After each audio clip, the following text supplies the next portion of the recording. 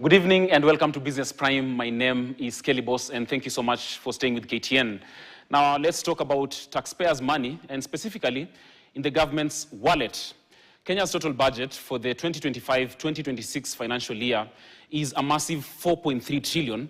Most of that, about 3.1 trillion Kenyan shillings, goes to running government day to day. But the standout is the state-out spending.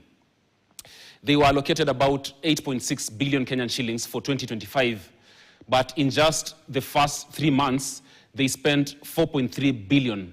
This is more than double their quarterly target, overshooting it by a stunning 125%. And looking at the whole financial year, State House expenditures hit 11.6 billion.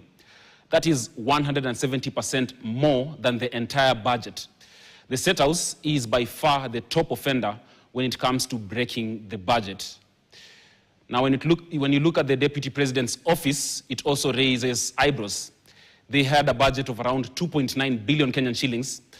By the end of September, just the first quarter, they had already spent nearly half of their annual running costs, about 1.3 billion Kenyan shillings. So what does this mean? Overall, anyway, government spending has been relatively moderate. About 79% of the total budget has been used so far. However, this fiscal prudence at the national level is completely overshadowed by the massive uncontrolled spending in key offices like the State House. This is raising serious questions about budget discipline right at the very top. Now let's talk bank results. Consolidated Bank